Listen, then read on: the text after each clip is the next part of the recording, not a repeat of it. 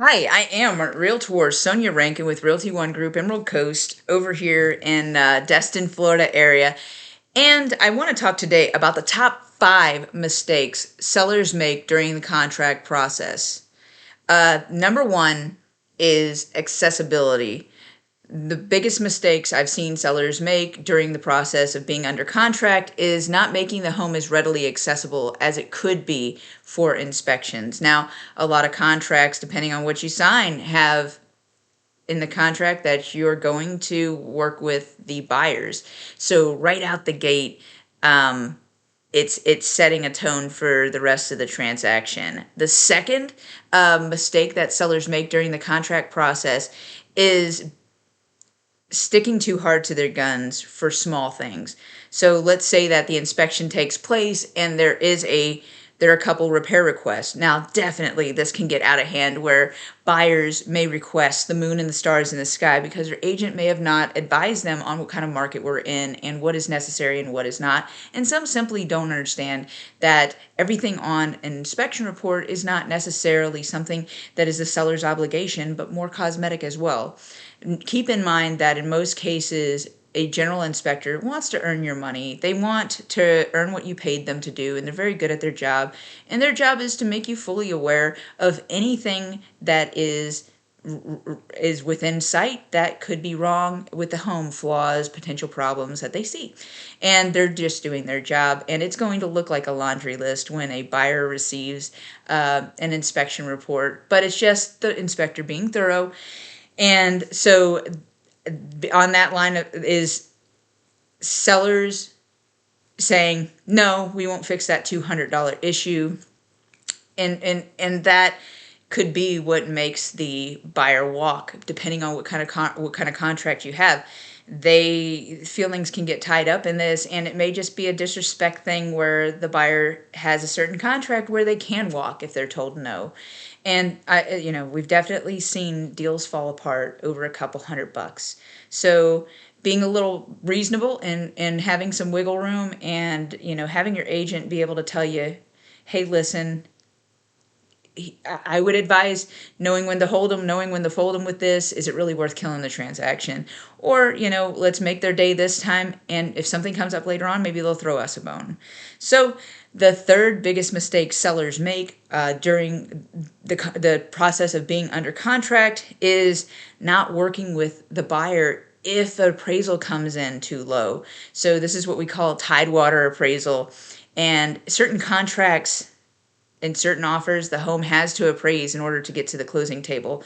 So if adjusting the price by $1,000 or a couple $1,000 gets you to the closing table, is it really worth throwing the whole deal away and starting the process all over again with another buyer and knowing, hey, do we need to adjust our price now because we know what one appraiser has said the home is worth? So being reasonable and working with a buyer if there is a discrepancy between their offer price and what the appraisal comes up at. Sometimes it's a few $100s, sometimes it's thousands or tens of thousands. And in most cases, there can be a resolution and a meeting of the minds where maybe the buyers have cash that they can put up and meet you in the middle if you bring your price down a little bit. There's always a way to work it out and find resolution when it comes to this. The fourth way fourth mistake that sellers can make during the process is not signing the documents, not being on the ball when things are presented. Some things have timelines. So when you receive an offer, there is an expiration date on it. So going back to the beginning of the process, there are certain documents that we need to provide in certain scenarios with certain contracts with certain property types, and not providing proper documentation to the buyers. So if your real estate agent asks you for a document and you have it or you don't, it's very important. And the fifth way that mistakes that sellers can make is throughout the process. Some contracts have a period of time where a buyer can walk for any reason in the state of Florida.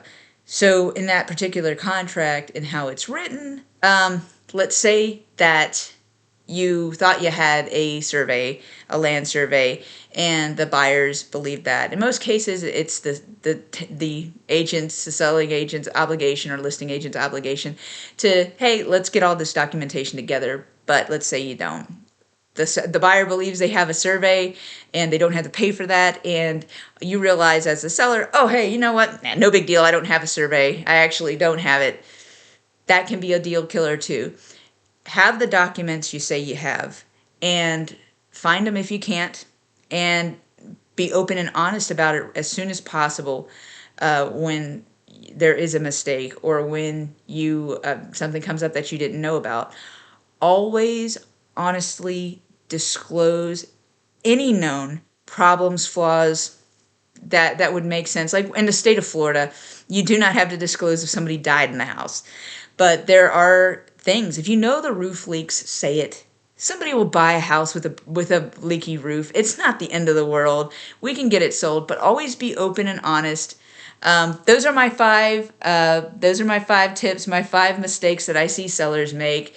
A friendly reminder again: be honest on your seller's disclosure.